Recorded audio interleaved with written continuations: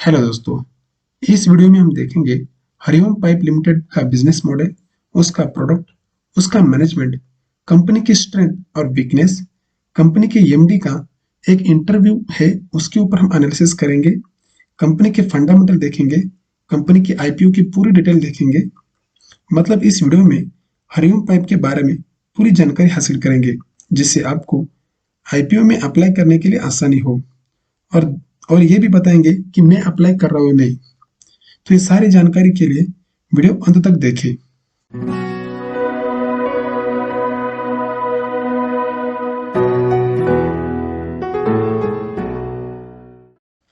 Hariom pipe एक Hyderabad based company है जिसकी स्थापना 1962 में हुई थी।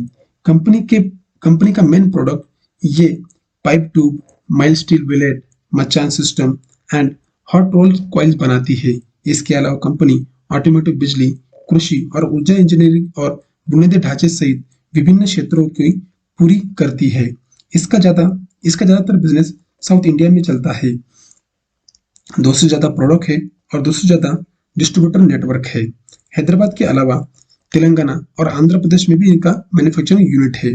हरिओम पाइप आईपीओ की पूंजी से वर्किंग कैपिटल के लिए लगाएगी, कुछ कैपिटल एक्सपेंडिचर के लिए लगाएगी और कॉर्पोरेट पर्पज के लिए रखेगी। कंपनी के बोर्ड ऑफ डायरेक्टर के ऊपर नजर डालते हैं।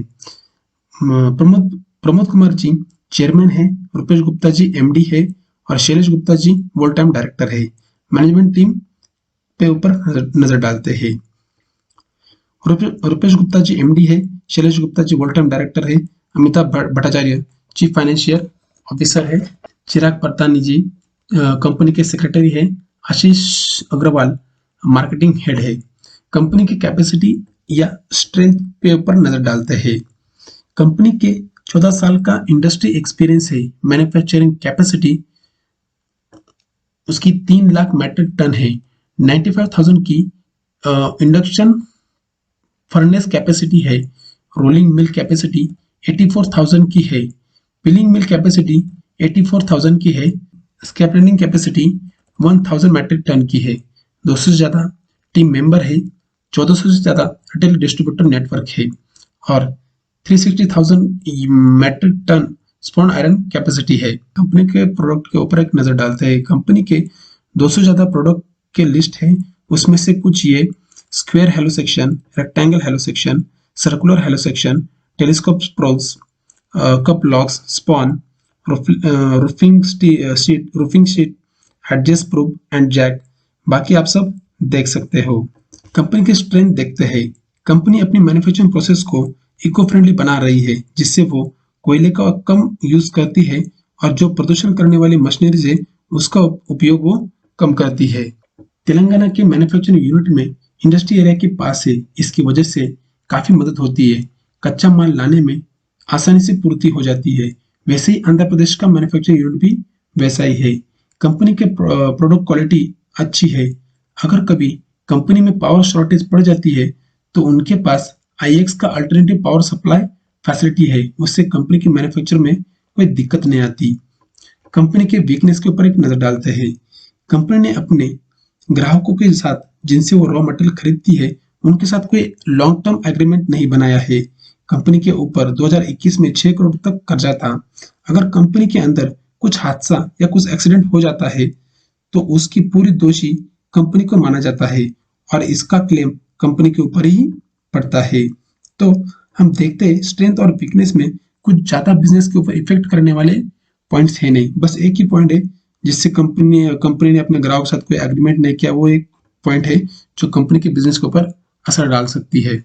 अब देखते हैं कंपनी के एमडी कंपनी के बारे में क्या कहते हैं। कंपनी के एमडी रुपेश गुप्ता जी का एक इंटरव्यू था, उन्होंने ये कहा कि ये कंपनी उनके दादा के नाम से शुरू की है। पहले वो ट्रेडर थे, उसके बाद वो मैन्युफैक्चरर बने। कंपनी की ये पॉलिसी है कि कंपनी स्टेप बाय स्टेप अपना प्रोडक्शन बढ़ाती है। कंपनी हमेशा प्रॉफिट में रही है। आज तक कंपनी ने कभी लॉस नहीं देखा। कंपनी का प्रोडक्शन बढ़ता जा रहा है। कंपनी के अच्छी टेक्नोलॉजी है और रिसर्च और डेवलपमेंट भी अच्छे कर रहे हैं। कंपनी जो भी मटेरियल बनाती है वो हॉट चार्जिंग प्रोसेस से बनाता है। कंपनी का EBITDA मार्जिन बहुत ही अच्छा है। कंपनी जितना आईपीओ में इशू प्राइस है उससे 50 करोड़ एक्सपांडेशन के लिए लगाएगी, 40 करोड़ वर्किंग कैपिटल के लिए लगाएगी और जो बाकी बचत है उससे वो अपना कर्जा चुकाएगी। कंपनी के पास रॉ मटेरियल का एक अच्छा सपोर्ट है।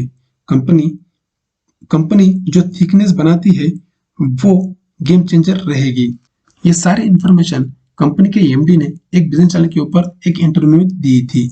इससे हमें ये पता चलता है कि कंपनी के डायरेक्टर जो है वो कंपनी के बारे में बहुत पॉजिटिव है। उन्होंने कुछ भी बात ऐसी है कि वो छुपाने की कोशिश नहीं की, जो भी है उन्होंने साफ साफ क्लियर बता दिया है और ये एक अच्छे प्रमोटर की निशानी रहती है। उनसे ये पता चलता है कि प्रमोटर एक लॉयल प्रमोटर है। इसमें एक बात नोटिस की जा सकती है कि कंपनी ने आज तक कभी लॉस नहीं देखा है। इसका मतलब कंपनी का बिजनेस अच्छा चलता है, उसकी मार्केटिंग अच्छी होती है। अब देखते हैं 3 साल के फंडामेंटल। कंपनी के टोटल असेट 2019 में 10,000 लाख से बढ़कर 2021 में 17,000 लाख तक हो गई है। नेट प्रॉफिट 2019 में 810 तक था, जो बढ़कर 1500 हो गया। 2021 में 1500 का हो गया है। ये सारे अमाउंट रुपीज इन लाख है। तो इससे भी हमें पता चल जाता है कि कंपनी 3 साल में अपना प्रॉफिट ही दी है, आज तक कभी उसने लॉस नहीं दिया है। अब देखते हैं कंपनी के आईपीओ की इंफॉर्मेशन। कंपनी बीएससी और एनएससी दोनों पे लिस्ट होगी। प्राइस बैंड 144 टू 153 का होगा। मिनिमम क्वांटिटी 98 शेयर का है, मतलब एक लॉट इसका 98 शेयर का होगा। फेस वैल्यू इसकी 10 रहेगी। मिनिमम इन्वेस्टमेंट इसमें 14,000 तक कर सकते हैं।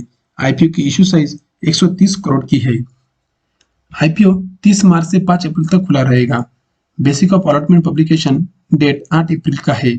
Initial of refund date 11 April का है। इसका मतलब जिसको अलॉट हुआ है, जिसको अलॉट नहीं हुआ है, उनका अमाउंट रिफंड 11 अप्रैल तक हो जाएगा। 12 अप्रैल को शेयर डीमेट अकाउंट में आ जाएंगे। 12 अप्रैल तक आपके जिसको अलॉट हुआ है वो शेयर उसके डीमेट अकाउंट में पहुंच जाएंगे और इसके बाद कंपनी के प्रमोटर बैग भर के पैसा ले जाएंगे और उसके बाद हमारी भागदौड़ शुरू हो जाएगी। तो इस शेयर में, इस कंपनी में हम पूरा डिटेल में देख लेते हैं। उनके प्रोडक्ट देख लिया, उसके मैनेजमेंट देख लिया, उनका एमडी का इंटरव्यू देख लिया। तो इसमें हम देख सकते हैं कि कंपनी अच्छी है, अभी तक उसने कभी लॉस देखा नहीं है। हमने उसके फंडामेंटल जो 3 साल के अवेलेबल फंडामेंटल थे उसके ऊपर भी एक नज़र डाली, उसमें भी कभी एक कंसिस्टेंट ग्रोथ दिखा रही है कंपनी के अंदर। और वैसे ही उन्हें उनके इंटरव्यू में ऐसे बताया कि आज तक कभी कंपनी को लॉस नहीं हुआ। तो उनका एक ऐसा मानना है कि कंपनी एक अच्छी है, छोटी कंपनी है लेकिन आगे जाके बड़ी बन सकती है। उसका उन्होंने इसी के ऊपर काम कर रहे हैं। जैसे आईपीओ की जो साइज है उसके अंदर उन्होंने बताया कि वर्किंग कैपिटल कुछ पैसा रखेंगे, उसके बाद कर्जा चुकाएगी कंपनी। तो उसके जो प्लान है वो बहुत ही अच्छा प्लान है। तो इस हिसाब से मैं इस कंपनी के अंदर एक छोटी क्वांटिटी रखना चाहता हूँ, लिस्टिंग प्रॉफिट गेन के लिए या फिर थोड़ी सी क्वांटिटी में लॉन्ग टर्म के लिए रखूंगा।